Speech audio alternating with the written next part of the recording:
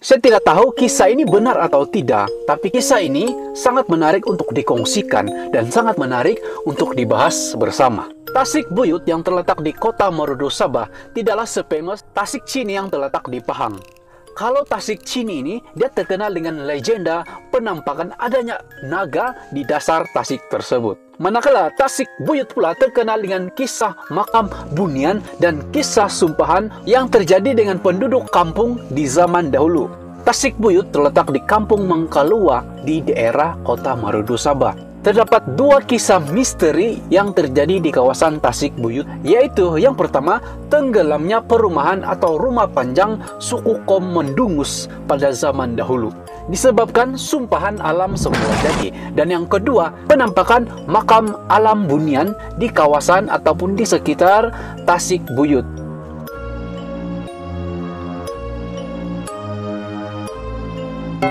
Kisah yang pertama ini terjadi 500 tahun dahulu, sebelum kamu lahir, sebelum saya lahir lagi. Pada masa itu, kawasan Tasik Buyut itu didiami oleh suku Kom Mendungus, di mana suku Kom Mendungus ini kebanyakannya bekerja sebagai petani. Setelah selesai mereka menuai padi atau mengatam, siap napa merebuatnya harana karamayan. Maksudnya, setelah selesai menuai padi, adanya pesta kesyukuran atau keramaian. Kalau di Sabah lebih dikenali sebagai aramai teh, haus. Waktu itu mereka akan mengadakan makan dan minum. Itu merupakan tanda kesyukuran suku Kom Mendungus pada masa tersebut. Jadi seperti biasalah, kalau adanya nama keramaian atau kesyukuran, pasti ada minuman tradisional ataupun minuman tapai. Nah, waktu itu mereka makan dan minum. Makan dan minum sambil menari-nari.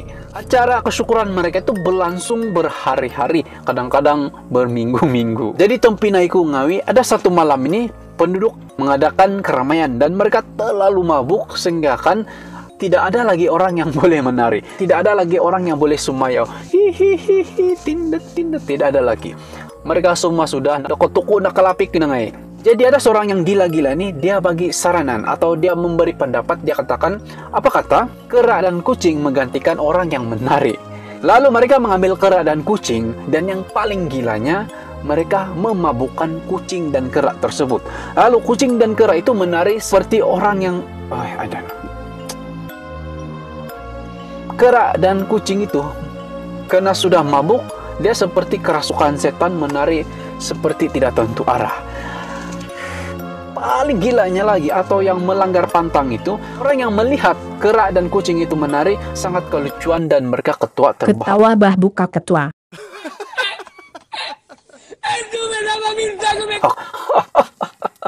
Mereka ketawa. Lalu tiba-tiba kawan-kawan, langit yang pada mulanya cerah tiba-tiba berubah menjadi gelap. Tiba-tiba menjadi gelap. Guntur juga tiba-tiba dur, kilat sambung menyambung, guntur ke sana ke sini. Hujan juga mulai turun dengan sangat lebat sekali.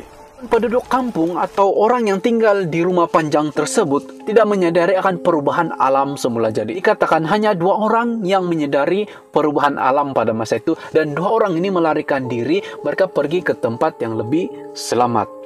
Ada juga cerita yang mengatakan hanya ada 1 keluarga saja yang selamat dari kejadian tersebut. Keluarga tersebut tidak mengikuti keramaian tersebut dan mereka selamat dari kejadian yang menimpa penduduk kampung yang tinggal di rumah panjang tersebut. Setelah 3 hari 3 malam hujan turun dengan lebat, penduduk yang masih mengadakan keramaian itu masih lagi kegutan, masih lagi mabuk-mabuk, masih lagi tidak menyadari yang akan menimpa mereka.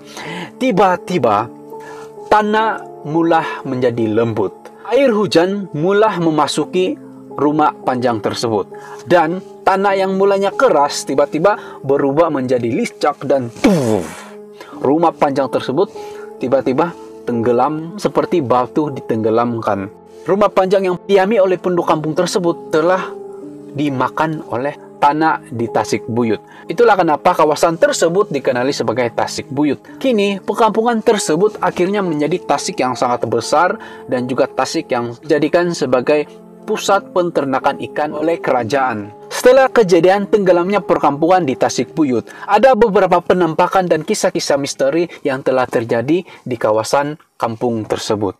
Ada orang melihat buaya putih di tasik tersebut ketika dia menjala ikan. Ada juga orang melihat perubahan air di Tasikbuyut seakan-akan petanda terjadinya tsunami.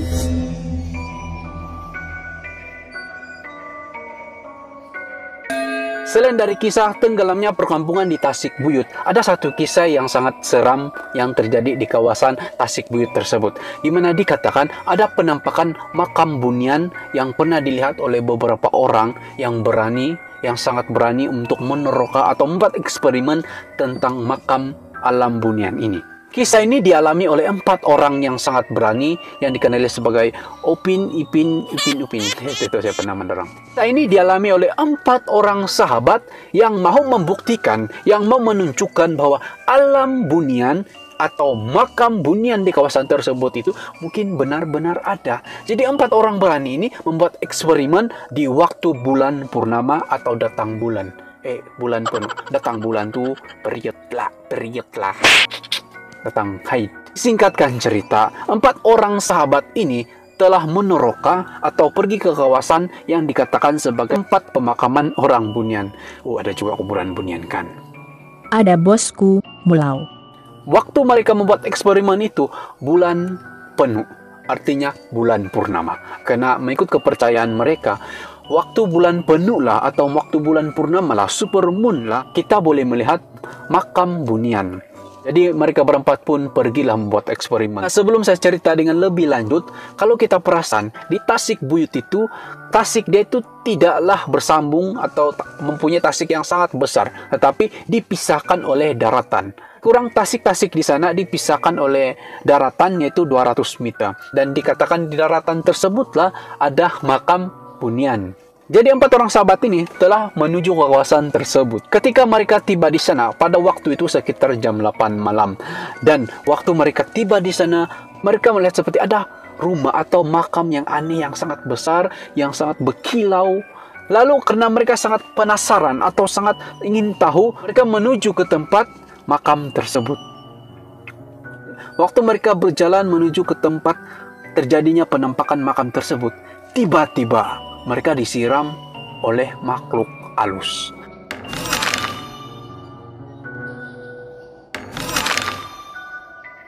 Mereka disiram air. Hai, suspend betul. Saya pun tahu kenapa tiba-tiba disiram air pula. Itu dikatakan menurut cerita mereka disiram karena makhluk tersebut tidak mau mereka berempat mengganggu kawasan tersebut.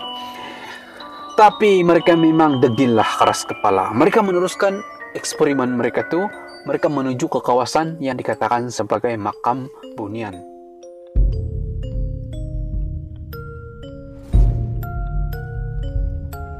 Ketika mereka semakin menghampiri atau semakin mendekati kawasan tersebut, mereka mendengar suara nenek tua ketawa. Ketawa. Seram. Siapa pun seram juga. Waktu itu, geng, suasana sangat menakutkan, sangat menyeramkan, sangat menyeramkan. Karena hujan rintik-rintik, angin sepoi-sepoi tiup, kawasan juga waktu itu gelap. Tapi perubahan alam itu tidak mengganggu mereka untuk meneruskan misi mereka.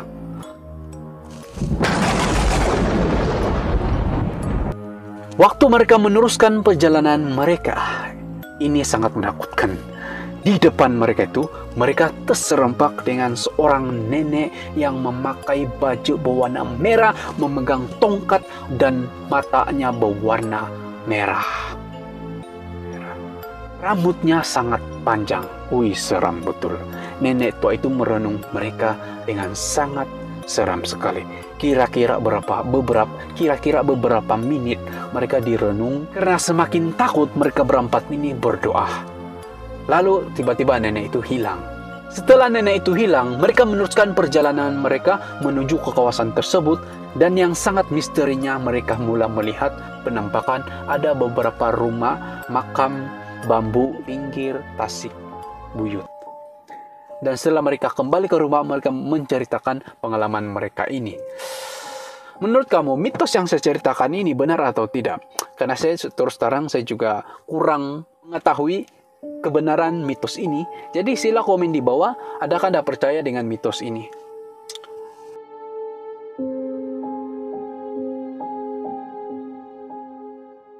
Bye.